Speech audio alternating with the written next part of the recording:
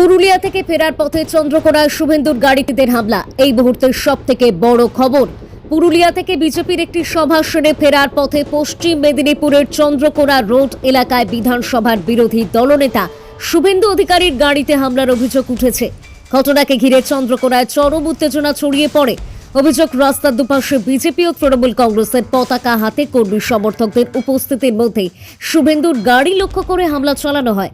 শুভেন্দু অধিকারীর convoy Chandrakona road দিয়ে যাওয়ার সময় রাস্তার একদিকে বিজেপি কর্মী সমর্থকরা দলীয় পতাকা হাতে দাঁড়িয়েছিলেন। এই সময় রাস্তার উল্টো দিকে তৃণমূল কংগ্রেসের পতাকা হাতে কয়েকজনকে দেখা যায়। শুভেন্দুর গাড়ি ওই এলাকা অতিক্রম করার মুহূর্তেই গাড়িতে হামলা চালানো হয় বলে অভিযোগ ওঠে। পরিস্থিতি দ্রুত উত্তপ্ত হয়ে ওঠে।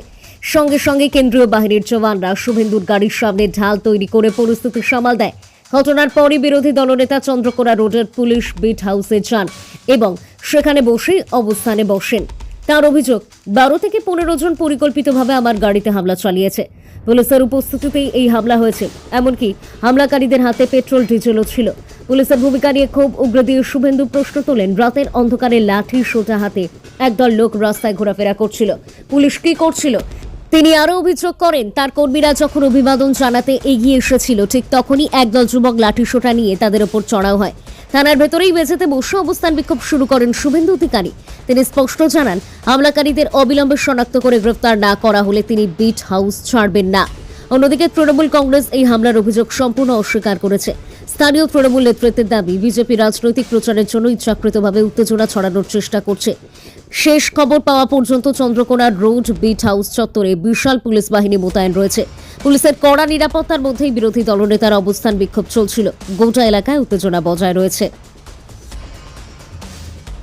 Bureau report, DN news Bangla. দেখুন আমার ভিডিও দেখুন, দেখুন পুলিশের সামনে হয়েছে। শীতের সন্ধ্যা, এখানে লোকজন রাস্তায় গেছি পাড়াতে কাশীপুর হয়ে, সেখান থেকে ব্যাক করছি। 10 থেকে 12 জন, সামনে 8 থেকে 10 জন পুলিশ তাদেরকে কোলে করছে।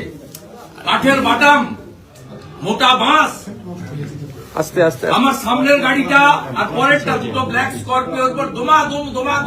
আমি যেদিকে কাছের দিকে বসছি সেদিকে দমাদম করে পিটছে। আর এই লোকাল পাবলিককে জিজ্ঞেস করুন, পেট্রোল আর কেরোসিনের জার নিয়ে এসছে গাড়ির উপর ছড়িয়ে দেশলাই মারবে। দাদা সেই সময় পুলিশ কোথায় ছিল?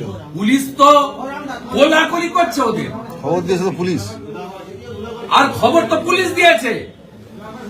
এই টাইমে এই বাস দিয়ে যাবে তো পুলিশ খবর দিয়েছে। এটা তো মডেল। এই এসপি বারুইপুরে একই ঘটনা ঘটেছিল। এই অরুণ গোপরা তখন বারুইপুর থানায় ছিল।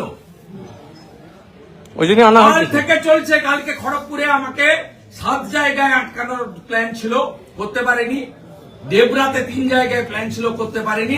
আজকে এখানে করেছে, ভেবেছে এইসব করে দিয়ে একে মেরে দিব, নয় গাড়ি পুড়িয়ে দিব, নয় ভেঙে দেবো, এবারে পালিয়ে যাবে ছুটে। পালিয়ে যাওয়ার লোক নই। ক্ষুদিরাম মাতঙ্গিনী হাজরাত দেশের লোক। আমি নন্দীগ্রাম না করলে দিদি থেকে দিদিমা হতেন। জঙ্গল মহলে আপনাকে ঢুকতে দেয়নি মমতা ব্যানার্জি কেউ। শুভেন্দু 19 সালে বিজেপি জেতার পরে 150 পার্টি অফিস তালা পড়ে গেছিল, আমি এসে খুলেছি আপনার দলের লোককে। এই জিনিস আমি দেখিনি। আমি ছাত্র রাজনীতি থেকে এই এলাকায় রাজনীতি করি, কাজকর্ম করি, মানুষের সঙ্গে সম্পর্ক। আমি এই জিনিস দেখিনি। এইরকম নোংরা আর সব নন টিএমসি লিডার, যুব মোর্চার প্রেসিডেন্ট দেবাঞ্জন, ট্রেড ইউনিয়নের প্রেসিডেন্ট দেবকুমার, পঞ্চায়েত সমিতির ঠিকাদার মানিকব্রত, ওদের গুন্ডা নেতা শাহরুখ খান। দাদা কতক্ষণ বসবেন এখানে? আমার প্রথম কাজ ছিল এফআইআর জিডি করা, নইলে বলবে কমপ্লেন নেই। আমি রিসিভ করেছি। আমি এফআইআর নাম্বার নেব এবং অ্যারেস্ট ডিমান্ড করেছি। আমি কখন উঠবো, কি করবো, সে আমি ঠিক করব। আমি প্রচুর হাজার হাজার বিজেপি কর্মী আসতে চাইছেন চারিদিক থেকে, সবাইকে না বলেছি, তবুও বাইরে 1000-এর বেশি স্থানীয় লোক বিজেপি কার্যকর্তারা পৌঁছেছেন। জেলার জিএস গৌতম ভাই এসেছেন, বিভাগের কনভেনার নীলাঞ্জন ভাই এসেছেন, আমি প্রদীপদার মতো সিনিয়র লিডার, ধীমানদার মতো সিনিয়র লিডাররাও এসেছেন। আমি সকলকে বলেছি যে আপনাদের প্রয়োজন নেই, কারণ এখানকার কর্মীরা 2021 থেকে বারে বারে আক্রান্ত হয়েছে। আমি আমার সহকর্মীদের কোনো আক্রমণের মুখে ফেলতে চাই না। মিথ্যা মামলায় ফেলতে চাই না। আমি বিষয়টা নিজেই বুঝে নেব, দেখে নেব এবং এর শেষ আমি দেখতে চাই। আমি কখন উঠবো সে পরে ঠিক করবো। পুলিশের যেমন আচরণ হবে আমার সিদ্ধান্ত তেমন হবে।